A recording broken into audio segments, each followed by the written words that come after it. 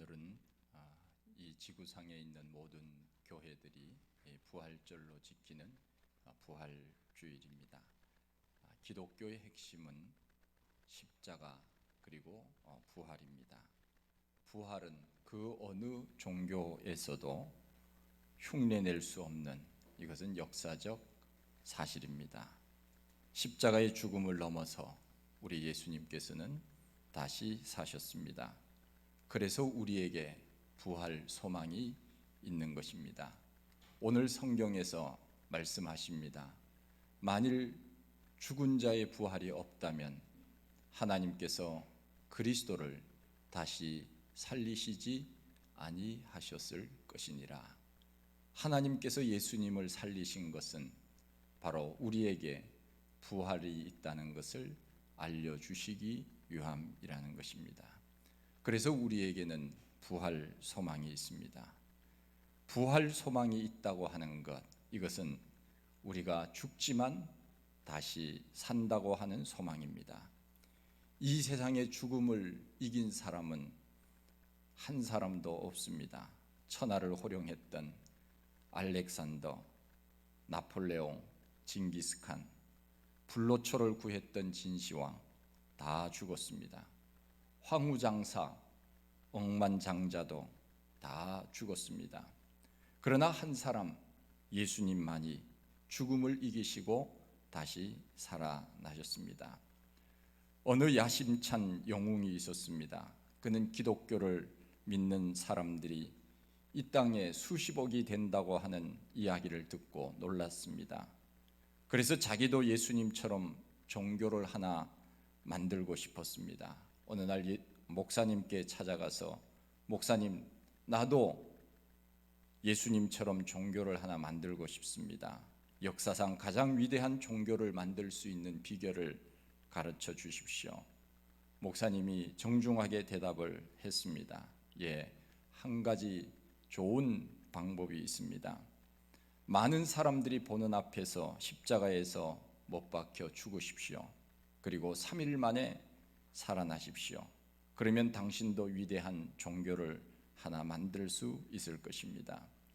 이 말을 듣고는 그는 종교를 만들고자 하는 욕심을 포기하고 돌아갔다고 하는 이야기입니다. 그 누구도 흉내낼 수 없는 것, 이것이 바로 십자가이며 부활입니다. 우리 예수님은 죽으시고 다시 살아나셨습니다. 이것은 이야기가 아닙니다. 역사적 사실입니다. 사형 선고를 받고 사형 집행만을 기다리는 죄수가 있다고 합시다. 초조하게 죽음의 날을 기다리고 있는데 어느 날 간수가 그를 찾아와서 사형이 면제되었다고 하는 소식을 전해 들었다면 얼마나 기쁘겠습니까? 하물며 우리에게 부활 소식이겠습니까? 만일 우리에게 부활이 없다면 어떻게 되겠습니까? 우리의 믿음도 헛것이라 성경은 말씀합니다. 우리가 오늘 예배당에 나와서 하나님 앞에 예배를 드리는데 우리의 믿음이 없다면 어떻게 우리가 하나님 앞에 예배를 드릴 수 있으며, 또한 우리가 믿음이 없다면 하나님 앞에 어떻게 헌신하며 주의 일들을 감당할 수 있겠습니까? 예배라고 하는 것은 믿음이 있는 사람만이 드리는 것, 이것이 바로 예배입니다.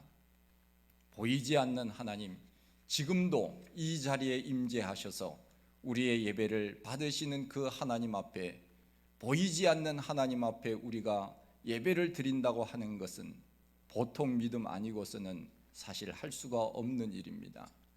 정신 나간 사람이 아니고서는 보이지 않는 그분께 어떻게 우리가 예배를 드리고 찬양을 받으소서, 우리의 마음을 받으소서 그렇게 말할 수 있겠습니까?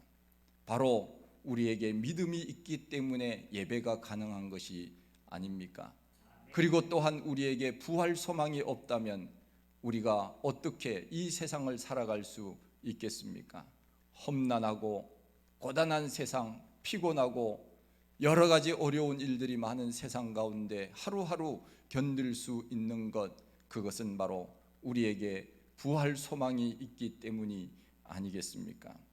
믿는다고 하는 것, 그것은 곧 예수 그리스도의 부활이 있기 때문에 나도 영원히 산다고 하는 믿음이 있다 하는 그 말씀입니다. 우리는 죽지만 우리 주님께서 나를 위하여 다시 살아나셨기에 우리에게는 부활 소망이 있습니다. 그것이 우리 믿음의 최종 목적입니다. 어떤 분들은 예수님이 부활한 것을 어떻게 믿을 수 있느냐, 보았느냐, 천국에 가봤느냐고 묻기도 합니다. 그 질문은 참 어리석은 질문입니다. 성경은 말씀합니다. 부활하신 우리 예수님은 무려 11번이나 사람들에게 나타나셨다고 성경은 말씀합니다. 성경이 기록될 그 당시 예수님이 승천하시고 33년 이후 성경이 기록될 당시 연도가 60년, 70년, 80년 그 정도였습니다. 바울은 성경을 기록하면서 이렇게 말하고 있습니다. 예수 그리스도의 부활을 목격한 자가 태반이나 살아있고 라고 하는 표현을 했습니다. 예수님의 부활을 목격한 사람들이 그 당시 살아있는 사람들이 태반이나 있다고 성경은 말씀하고 있습니다. 역사의 증인들이 분명히 있었습니다. 바울은 만삭되지 못한 나에게도 우리 예수님께서 부활하여 보여주셨다고 고백하고 있습니다. 우리는 2000년 전 그 역사적 자리에는 없었습니다. 그래서 나는 안 보았으니 안 믿겠다고 말할는지도 모릅니다. 그러나 성경은 우리들에게 정확하고 분명하게 예수님께서 다시 살아나셔서 마리아에게 보이시고 여인들에게 보이시고 제자들에게 보이시고 한 사람에게도 보이시고 엠마오로 내려가는 두 제자에게 보이시고 제자들이 식사하는 그 장소에 오셔서 함께 식사를 하셨던 그 모습들을 성경은 분명히 기록하고 있습니다. 그뿐 아닙니다. 500여 형제에게 일시에 보여주셨다고 말씀하고 있습니다. 그것이 어찌 거짓일 수 있겠습니까? 우리가 본다고 하는 것, 보여주면 믿겠다고 그렇게 말하는 사람들, 보는 것이 전부는 아닙니다. 보이지 않는 세상이 분명히 있습니다. 이 세상 우리의 육안으로 볼 수 있는 것은 그렇게 많지 않습니다. 제한적입니다. 이 우주와 만물이 얼마나 광활한 세상입니까? 그런데 우리 눈으로 보이지 않는다고 없는 것입니까? 저 은하계 수많은 별들, 그 위의 별들, 우리가 볼 수 있는 것은 극히 제한적입니다. 그런데 보여주면 믿겠다고 한다는 것은 얼마나 어리석은 일인지 모릅니다. 우리의 눈은 정확하지 않습니다. 기찻길을 멀리서 보면 저 끝에는 기찻길이 붙어 있는 것 같이 보이지만 가까이 가보면 기찻길은 언제나 평행을 유지합니다. 나무를 물속에 넣으면 꺾여져 있는 것처럼 보이지만 그것은 그렇지 않습니다. 착시 현상일 뿐입니다. 보는 것이 전부가 아닙니다. 보이지 않는 것이 더 많습니다. 성경은 말씀합니다. 보이는 것을 믿는다면 그것이 신앙이겠느냐고. 보이지 않는 것을 믿는 것, 이것이 바로 진정한 신앙이고 믿음이 아니겠습니까? 부활을 경험하지 못했다고 부활이 없는 것이 아닙니다. 부활이 없다고 하는 것, 이것은 그 사람에게는 부활이 없는 것입니다. 나는 부활을 도무지 믿을 수 없다고 말하는 사람에게는 부활이 없습니다.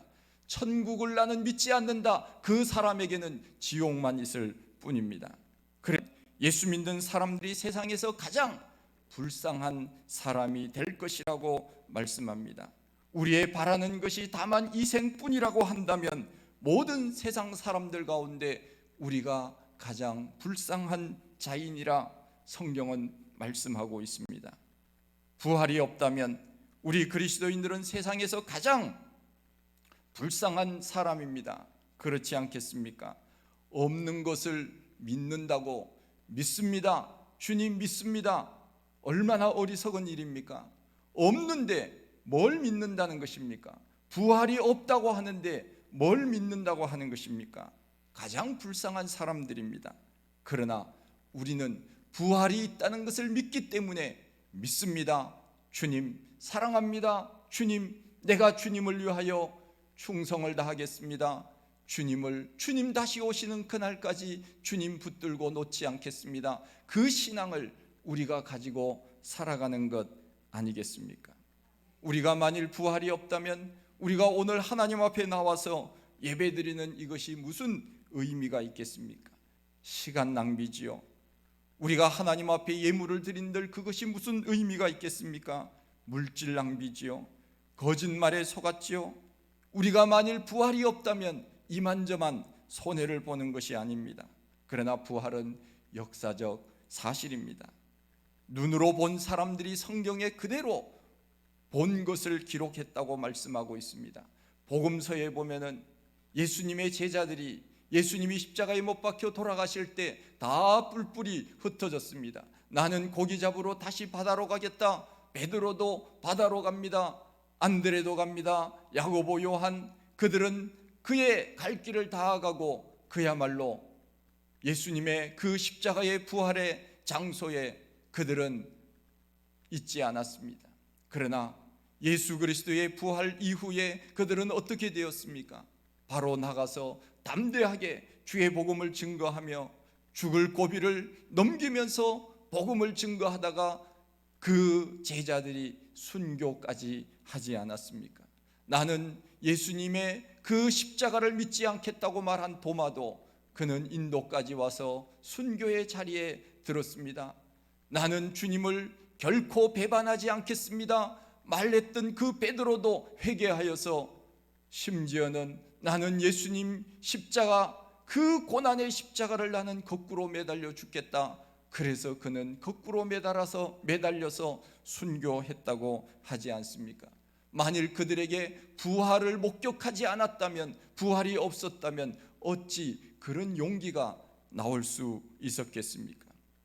우리는 부활이 없으면 이 세상에서 예수 믿는 사람들이 가장 불쌍한 사람들이라고 성경은 말씀하고 있습니다. 없는 것을 있다고 믿었으니 시간적 손해, 인생의 손해, 낭비 얼마나 많습니까? 그러나 그렇지 않습니다. 우리에게는 부활이 있기 때문에 오늘도 우리는 소망 가운데 믿음을 지켜 살아가고 있는 것 아닙니까? 우리는 지금 이 세상에 살고 있습니다. 이 세상이 어떤 세상입니까? 미움과 다툼, 시기와 질투, 살인과 전쟁이 끊임없이 일어나는 곳, 이곳이 바로 이 세상입니다. 아프고 약합니다. 억울한 일을 당합니다. 우리가 아무리 예수를 잘 믿는다고 해도 이 세상이 전부라고 한다면, 이 세상이 마지막이라고 한다면, 이 세상이 끝이라고 한다면 우리가 예수 믿을 이유가 무엇이 있겠습니까? 다른 종교들처럼 마음의 양식은 될 수 있겠지요. 마음의 심신의 수련은 될 수 있을지 모릅니다. 좋은 이야기를 듣는 것으로 만족할 수 있는지도 모릅니다. 그러나 만일 우리가 이 세상이 전부라고 한다면 우리가 특별히 예수 안 믿어도 됩니다. 다른 종교 믿어도 됩니다. 그냥 책 읽어도 됩니다. 마음의 양식을 얻으려면 그냥 혼자 산에 가서 수련을 해도 됩니다. 그러나 거기에는 구원이 없습니다. 오직 예수 그리스도 그분이 우리를 위하여 십자가에 죽으사 다시 살아나셨기 때문에 우리는 그분 안에서 영원한 생명을 얻는 것이 아니겠습니까? 이 세상에서 힘들게 살다가 이 세상이 모든 것이 끝이라고 한다면 우리가 얼마나 불쌍한 사람들이겠느냐고 성경은 말씀합니다. 세상 사람들로부터 우리는 손가락질을 받게 될 것입니다. 그 봐라, 너희들이 부활이 있고 천국이 있다고 하더니 아무것도 없지 않느냐, 비난받을 것입니다. 불쌍한 자가 될 것입니다. 그러나 우리 예수님이 부활하셨기 때문에 우리도 부활하고 천국에서 주님과 함께 영원히 왕노릇할 것이라고 성경은 우리들에게 말씀하고 있습니다. 예수님께서 우리에게 선물을 가져오셔서 우리에게 묻는다고 가정을 해보십시다. 얘야, 내가 너희에게 줄 선물을 가져왔는데 3가지를 가져왔다. 그 중에 한 가지를 선택해라. 첫째, 뭐 갖고 싶으냐? 예수님이 물으시면 뭐 갖고 싶다고 여러분 얘기하겠습니까? 첫째, 예수님께서 물었습니다. 큰 집을 갖고 싶으냐? 대저택을 갖고 싶으냐? 물었습니다. 아니면 로또 복권 1등 번호를 알고 싶으냐? 두 번째, 세 번째, 아니면 영원히 나와 함께 살겠느냐? 이 세 가지 중에 하나를 선택하라고 한다면 여러분은 무엇을 선택하시겠습니까? 대저택입니까? 로또 복권 1등 당첨 번호입니까? 아니면 주님과 함께 살겠다고 말하겠습니까? 여러분들은 믿음이 좋으셔서 주님과 함께 영원히 살겠다, 그것이 여러분들의 믿음이 되기를 원합니다. 그렇습니다. 우리들은 이 세상에 아무리 좋은 것들을 준다고 한다 하더라도 주님과 함께 영원히 살지 못한다면 그것이 무슨 의미가 있겠습니까? 성경은 이미 5,000년 전에 말씀하고 있습니다. 솔로몬이 우리들에게 가르쳐 주었습니다. 내가 이 세상에서 많은 것을 다 누려보았다. 내가 모든 것을 다 즐거워해봤다. 그러나 그 모든 것이 다 의미가 없더라. 솔로몬은 우리들에게 말씀하고 있지 않습니까? 내가 모든 것을 누렸습니다. 눈으로 누렸습니다. 손으로 만져보았습니다. 마음속에 갖고 싶은 모든 소유를 그는 다 가졌습니다. 그러나 솔로몬이 고백했습니다. 눈은 보아도 족함이 없고 귀는 들어도 차지 아니하는도다. 모든 물은 연하여 바다로 흐르되 바다를 채우지 못하는 것처럼 그 모든 소유가 나를 채우지 못하였도다. 헛되고 헛되며 헛되고 헛되니 모든 것이 헛되도다. 솔로몬은 이미 그 모든 것을 다 경험한 후에 그와 같은 고백을 한 것이 아닙니까? 만일 우리가 그런 이야기를 했다면 사람들이 믿지 않을 겁니다. 가져봤냐? 가져보지도 않고 무슨 얘기를 하느냐? 그렇게 말할 수도 있습니다. 그러나 솔로몬은 다 가져보았습니다. 다 누려보았습니다. 그런데 그것이 나를 만족하게 해주지 못하더라. 그의 결론이 바로 헛되다.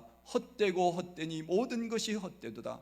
예수 그리스도가 없는 마음, 예수 그리스도가 없는 삶, 그것은 바로 아무것도 아니라는 것을 솔로몬은 우리들에게 경험을 통하여 가르쳐 주고 있습니다. 아무리 우리가 이 세상에서 많은 것을 갖는다 하더라도 예수 그리스도와 영원히 사는 그 영생이 없다면 우리는 세상에서 가장 불쌍한 사람이 될 것입니다. 시간을 빼앗겼습니다. 물질을 빼앗겼습니다. 우리의 에너지를 낭비했습니다. 아무것도 없는 것에 믿는다고 그렇게 인생을 허비한 것이 아니겠습니까? 그러나 우리는 믿습니다. 우리 주님 다시 오시는 그날, 영광의 날, 우리 주님 더불어 왕노릇하는 저 영원한 하나님의 나라에서 영원히 살 그 소망을 가지고 있기 때문에 우리는 오늘도 인내하면서 믿음으로 사는 것 아니겠습니까? 우리는 어떻게 이 사실을 믿고 살아야 되는 것입니까? 예수님의 죽음이 나의 죽음이 되는 것이고 예수님의 부활이 나의 부활이 된다고 하는 것을 우리는 잠시라도 잊어서는 안 됩니다. 나는 부활이요 생명이니 나를 믿는 자는 죽어도 살겠고 무릇 살아서 나를 믿는 자는 영원히 죽지 아니하리라. 이것을 내가 믿느냐? 우리 예수님께서 우리들에게 오늘 질문하신다면 예, 아멘, 믿습니다. 우리는 그렇게 대답할 수 있어야 됩니다. 그렇게 하실 수 있겠습니까? 우리는 이것을 내가 믿느냐? 부활이요 생명이라고 하는 것을 이것을 내가 믿느냐? 주님이 물으실 때 예, 믿습니다. 아멘, 믿고 말고요. 우리는 담대하게 대답할 수 있어야 됩니다. 1초라도 늦으면 그거 안 됩니다. 머뭇거리면 안 됩니다. 예, 주님 물론이지요. 제가 믿고 말고요. 우리는 그러한 신앙이 있어야 됩니다. 글쎄요, 그거 믿어야 되나요? 사실인가요? 그렇게 하면 곤란합니다. 부활에는 두 가지 부활이 있다고 성경은 말씀합니다. 하나는 믿는 자의 부활이고 하나는 믿지 않는 자의 부활입니다. 요한복음 5장 29절 말씀에 보면 선한 일을 행한 자는 생명의 부활로 악한 일을 행한 자는 심판의 부활로 나오리라. 선한 일은 주님을 믿는 것이고 악한 일은 주님을 배반하며 살았던 일을 말합니다. 그러기에 우리에게는 어느 부활에 참여할 것인가? 영원한 생명의 부활이냐 아니면 영원한 지옥의 부활이냐? 그 선택은 오늘 우리가 이 땅을 살아가면서 선택해야 될 문제입니다. 우리 예수님 부활하셨습니다. 그렇다면 우리가 부활한 몸은 어떤 몸이겠습니까? 궁금하지 않습니까? 고린도전서 15장 이 말씀은 부활장이라고 우리가 이야기를 합니다. 49절 말씀에 보면 우리가 흙에 속한 자의 형상을 입은 것 같이 또한 하늘에 속한 이의 형상을 입으리라 말씀하고 있습니다. 흙의 형상을 입었다고 하는 것은 우리 몸이 흙에서 나왔다는 것이고, 하늘의 형상을 입었다는 것은 우리 몸이 부활의 주님과 같아져서 하늘나라에 맞는 몸이 된다고 하는 그런 뜻입니다. 이것을 성경은 썩지 않을 몸, 영광스러운 신령한 몸으로 변한다고 표현을 했습니다. 이것은 예수님의 부활의 모습에서 우리가 잘 알 수 있습니다. 우리 예수님은 부활 전에 육의 몸을 가지고 있었습니다. 그러나 부활 후에는 신비스러운 몸을 가지고 계셨습니다. 문이 닫혀 있었지만 예수님은 문을 열지 아니하고 제자들에게 들어오셨다고 했습니다. 제자들보다 늦게 출발했지만 제자들보다 먼저 갈릴리로 가 계셨습니다. 시공을 초월한 몸, 이것이 바로 부활의 몸입니다. 신비스러운 몸으로 변화되는 것입니다. 이것이 바로 하늘의 형상을 입은 몸이라고 성경은 말씀합니다. 50절에 보면 혈과 육은 하나님의 나라를 이어받을 수 없고 또한 썩는 것은 썩지 아니한 것을 유업으로 받지 못하느니라. 혈과 육, 즉 이 몸으로는 천국 하나님의 나라를 유업으로 받을 수 없습니다. 이 몸으로 여러분들 천국에 가고 싶으십니까? 이 아픈 몸으로 가고 싶으시겠습니까? 그렇지 않을 겁니다. 우리가 천국에 가기 위해서는 우리 주님께서 호련히 변화되신 것처럼 우리의 몸이 신비스러운 몸으로 예수님처럼 변화되어서 천국에 맞는 옷을 갈아입고 우리는 그 나라에 가게 될 것입니다. 이것이 바로 신비스러운 몸, 썩을 몸이 아니고 육의 몸이 아니고 하늘의 형상을 입은 몸으로 변화되어서 그 나라에 갈 것이라고 우리들에게 말씀합니다. 나비가 창공을 날기 위해서는 유충으로 있어서는 안 됩니다. 유충에서 벗어나야 나비가 되어서 창공을 날 수 있는 것 아닙니까? 우리가 하늘의 형상을 입는다는 것은 곧 이 흙에 속한 형상을 벗고 하늘나라에 맞는 옷으로 갈아입는다고 하는 것, 이것이 바로 신비스러운 몸으로 변화되는 것, 이것이 바로 부활의 몸입니다. 우리가 건강을 관리하기 위해서 얼마나 열심히 애를 쓰는지 모릅니다. 그렇죠? 건강 관리하기 위해서 여러분 뭐 하십니까? 좋은 음식 먹으려고 애를 쓰지요? 우리 한국 사람들 좋은 음식 있으면 몸에 좋다 하는 것은 다 드시려고 하지 않습니까? 건강을 위하여 운동을 합니다. 여러 가지 육신의 건강을 위하여 애를 씁니다. 여러분, 교회 오실 때 계단을 이용하십니까? 엘리베이터를 타고 오십니까? 대부분 엘리베이터 타고 아마 오실 겁니다. 저는 바쁘지 않으면 혹은 무거운 짐이 있거나 그렇지 않으면 거의 대부분 저는 지하에다가 주차를 하고 걸어서 옵니다. 계단을 오르는 것이 힘이 듭니다. 숨이 찹니다. 그러나 내 건강을 위해서는 이 잠깐 동안에 좀 힘들지만은 이길 수 있도록 노력해야지, 그런 마음으로 계단을 이용합니다. 오다가 숨도 한번 크게 쉬고 한번 창밖도 한번 내다보고 잠깐 쉬었다가 올라오기도 합니다. 여기에 보면은 이 밑에 필라테스, 태권도 그 사람들 보면은 운동하러 온 사람들이 전혀 계단을 이용하지 않아요. 그냥 엘리베이터 타고 그렇게 다니는 것을 봅니다. 운동하러 왔으면 계단을 올라와야죠. 그런데 계단은 안 올라오고 여기서만 운동하고 갈 때는 또 차 타고 가고 걸어가야죠. 참 아이러니입니다. 우리의 육신을 위하여 우리가 애를 쓰기는 하지만은, 그러나 이 육신을 위하여 애쓰는 것 이상 영적인 건강을 위하여 우리는 애를 써야 됩니다. 이 영적인 건강이 무너지지 않도록 우리는 끊임없이 애를 써야 됩니다. 육신의 생명을 위하여 육신의 음식을 먹는 것처럼 영의 건강을 위하여 우리는 영의 음식을 매일같이 먹어야 합니다. 그래야 우리의 영이 건강한 것 아니겠습니까? 문만 열고 밖을 나가면 악한 사탄의 세력들이 지뢰밭처럼 우리를 기다리고 있습니다. 조금만 잘못 밟으면 지뢰가 터져서 우리의 믿음이 한순간에 사라질지도 모르는 그런 세상에 살아갑니다. 우리는 영적인 준비를 늘 하고 있어야 됩니다. 우리의 육신은 잠깐입니다. 우리의 육신은 썩어 없어질 것입니다. 부활의 몸은 새로운 존재로 변화될 것입니다. 이 연약한 몸으로는 천국에 갈 수가 없습니다. 부활의 몸, 신비스러운 몸으로 변화되어 천국에 가는 것입니다.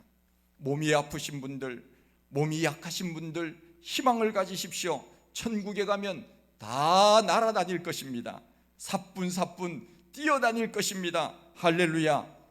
만나고 싶은 사람들 다 만날 것입니다. 우리 예수님이 변화산에서 모세와 엘리야를 만났던 것처럼 우리도 그분들을 만나게 될 것입니다. 천국에는 시간과 공간의 제약이 없습니다.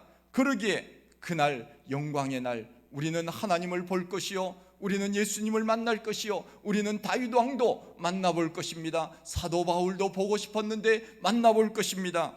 우리는 믿음의 선진들, 우리를 위하여 믿음의 모범을 보였던 그분들을 우리는 천국에서 만나게 될 것입니다.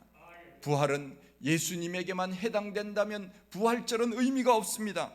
예수님에게만 부활이 있고 나에게 부활이 없다면 그 부활은 놀라운 것도 아닙니다. 예수님이 부활의 첫 열매가 되시고 그 다음에 우리도 부활하기 때문에 예수님의 부활이 놀라운 것입니다. 20세기 유명한 프랑스 실존주의 철학자 사르트르라고 하는 사람이 있습니다. 보들레르라든가 존재와 무라고 하는 작품으로 노벨 문학상을 수상을 했지만 그는 노벨상 수상을 거부했던 사람으로도 유명합니다. 사르트르는 1980년 4월 15일에 프랑스 파리의 브루세 병원에서 폐에 물이 차서 숨을 쉴 수 없는 폐수종으로 입원한 지 한 달여 만에 세상을 떠났습니다. 그는 수많은 문학 작품을 남겼지만 병원에 있는 한 달여 동안 죽음에 대한 불안과 공포로 고함을 지르면서 고통 속에 죽어갔다고 주변에 본 사람들이 말했습니다. 그가 왜 그렇게 죽음에 대한 공포와 불안에 사로잡혔겠습니까? 프랑스의 한 신문 기자는 이렇게 그의 죽음을 기록을 했습니다. 사르트르는 돌아갈 고향이 없었기 때문에 두려워했고 심판받을, 하나님 앞에 서서 심판받을 생각 때문에 그는 잠을 이루지 못하고 공포에 사로잡혀 있었다고 신문 기자는 기록을 했다고 합니다. 반면 우리가 잘 아는 독일의 유명한 신학자이자 목회자인 디트리 본헤퍼 목사님은 나치에 항거하여 1945년 4월 9일 우리나라 나이로 40살 39 교수형으로 순교를 했는데 어느 날 간수가 들어오더니 그를 불렀습니다. 직감적으로 오늘 사형 날이구나 하는 것을 알고는 함께 있던 감옥에 있는 동료들에게 이렇게 인사를 했다고 합니다. 이제 나에게는 죽음이 왔습니다. 그러나 이것이 마지막이 아니고 시작입니다. 주님께서 나를 위하여 예비하신 아버지 집으로 나는 갑니다. 다시 만날 때까지 안녕히 계십시오. 그러면서 사형장으로 갔다고 합니다. 그의 얼굴에는 평안과 기쁨이 넘쳤다고 하는 이야기입니다. 부활을 믿는 사람에게는 죽음의 공포가 사라지는 것입니다. 그러므로 부활을 믿는 우리들은 어떻게 살아야 합니까? 오늘 15장 마지막 절 58절 말씀에 보면 그러므로 내 사랑하는 형제들아 견실하여 흔들리지 말고 항상 주의 일에 힘쓰는 자들이 되라. 이는 너희 수고가 주 안에서 헛되지 않은 줄 알미라.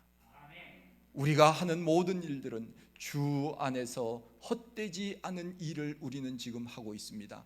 예배드리는 일, 봉사하는 일, 남을 섬기는 일, 서로 사랑하며 살아가는 일, 기도하는 일, 모든 것들이 헛된 일이 아니라고 성경은 말씀하고 있습니다. 그래서 우리는 때로 힘들고 어렵지만은 이런 찬송을 부릅니다. 찬송가 491장에 나와 있는 것처럼 저 높은 곳을 향하여 날마다 나아갑니다. 괴로움과 죄만 있는 곳, 나 비록 지금 여기 살아도 빛나고 높은 저곳을 날마다 바라봅니다. 내 주여 내 맘 붙드사 그곳에 있게 하소서. 그곳은 빛과 사랑이 언제나 넘치옵니다.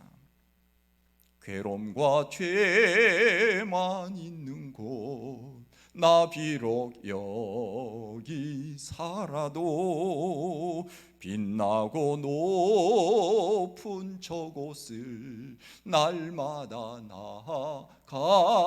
나아갑니다. 할렐루야.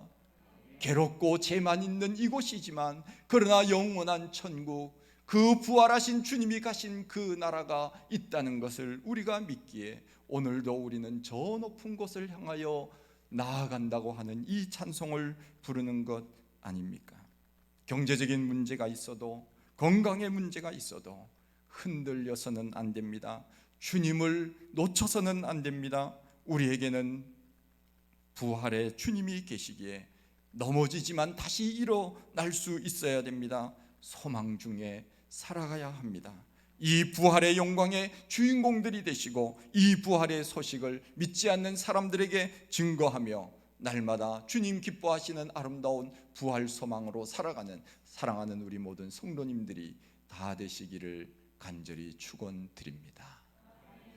하나님 아버지, 크신 은혜와 사랑을 감사합니다. 저희들 사랑하시고 또 오늘 하나님 앞에 이 귀한 부활절 예배를 드릴 수 있도록 인도하여 주셨사오니 감사합니다. 주님 다시 오시는 그날까지 이 부활 소망 든든히 붙들고 저 높은 곳을 향하여 믿음 지켜 사는 우리 모두가 다 되게 하여 주시옵소서. 예수님 이름으로 기도하옵나이다. 아멘.